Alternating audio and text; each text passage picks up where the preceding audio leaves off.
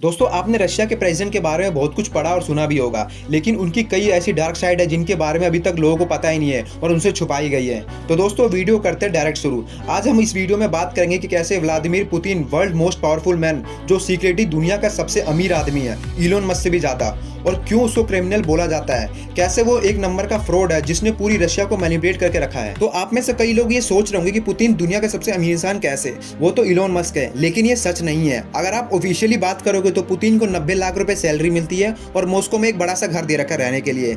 लेकिन पुतिन के पास 43 जेट्स हैं, 7000 से भी ज्यादा कार कलेक्शन है और एक गोल्ड बाथरूम है। और सबसे कमाल की बात तो है कि उसके पास 20 से भी ज्यादा पैलेस हैं। अगर इसको पूरा टोटल कैलकुलेट किया जाए तो उसके पास करीब $200 बिलियन से भी ज्यादा नेटवर्थ है। और वहीं इलोन मस्क की सिर्फ $187 बिलियन, इसलिए वो सीक्रेटली दुनिया का सबसे अमीर इंसान है। दोस्तों अब बात ये आती है कि पुतिन को क्रिमिनल क्यों कहा जाता है। अब आप इस चीज से अंदाजा लगा सकते हो कि रशिया में सन 2000 से अभी तक पुतिन ही प्रेसिडेंट है। ऐसा कैसे हो सकता है कि कोई दूसरा व्यक्ति उसके खिलाफ इलेक्शन में खड़ा ही नहीं हुआ। ऐसा इसलिए कि इलेक्शन से कुछ दिन पहले जो भी बंदा उसके खिलाफ खड़ा होता है उसकी मिस्टीरियस तरह से मौत हो जाती है। जी हाँ दोस्तों, Pavel Antov, Ravil Maganov, Dan Rapoport, Mikhail Lesin, ऐसे 12 और उससे भी ज्यादा पॉलिटिशियन हैं जिनकी डेथ के पीछे पुतिन का हाथ है। बहुत लोगों को ये बात पता है रशिया में, लेकिन कोई कुछ नहीं बोलता। अगर कोई उसको बोलता है या उसके खिलाफ खड़ा होता है तो उसकी अगले दिन मौत हो जाती है, इसलिए लोग उसको क्रिमिनल कहते हैं। लेकिन दोस्तों सवाल ये उठता है कि वहाँ के लोग उसका विरोध क्यों नहीं करते। ऐसा इसलिए नहीं करते क्योंकि पुतिन ने रशिया के लोगों को बड़ी माइंडफुल तरीके से मैनिपुलेट करके रखा है। जैसे रशिया का एक पार्ट था चेचन्या, जो रशिया से अलग होना चाहता था, तो पुतिन ने इस चीज का फायदा उठाया प्रेसिडेंट बनने के लिए। उसने मॉस्को में बम ब्लास्ट करना शुरू कर दिया और सारा का सारा इंजाम चेचन्या पर लगा दिया।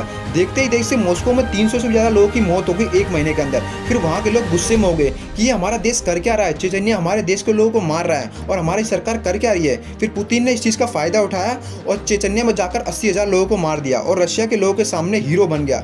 इस चीज को देखते हुए रशिया के लोगों ने उसको प्रेसिडेंट बना दिया सन 2000 में। लेकिन दोस्तों रशिया के लोगों को क्या पता था कि पुतिन उनके साथ मैनिपुलेट कर रहा है। रशिया के संविधान में ये लिखा था कि कोई भी रशिया के अंदर 2 बार प्रेसिडेंट बन सकता है। तो पुतिन ने क्या किया, सन 2000 से 2004 तक पूरे देश में भलाई की। उसने पूरे देश का डेवलपमेंट किया। उसने वहाँ की जीडीपी को 93% बढ़ा दिया और वहाँ के लोग ये सोचने लगे कि प्रेसिडेंट होना चाहिए तो ऐसा। लेकिन उनको क्या पता था कि खेल अभी शुरू हुआ है। पुतिन सन 2008 तक प्रेसिडेंट रहा। फिर उसने क्या किया, अपने असिस्टेंट को ही वहाँ का प्रेसिडेंट बना दिया और खुद पीएम का चुनाव लड़के वहाँ का पीएम बन गया और रूल ही बदल दिया कि अब से सारी पावर पीएम के पास रहेगी, प्रेसिडेंट के पास कुछ नहीं रहेगा। फिर जब 2012 का दोबारा इलेक्शन हुआ, फिर वो वहाँ का प्रेसिडेंट बन गया। फिर उसने क्या किया, दोबारा ही रूल बदल दिए कि अब सारी पावर प्रेसिडेंट के पास रहेगी, पीएम के पास कुछ नहीं रहेगा। फिर सन 2012 से 2020 तक पुतिन ही प्रेसिडेंट रहा। फिर उसने क्या किया, संविधान का एक रूल ही बदल दिया कि अब से मैं 2036 तक प्रेसिडेंट रहूंगा, आपके पास कोई चॉइस नहीं है। ऐसे पुतिन ने रशिया के लोगों को मैनिपुलेट किया। वेल दोस्तों आज के लिए इतना ही। ऐसी और वीडियो के लिए हमारी वीडियो को लाइक और सब्सक्राइब कीजिए।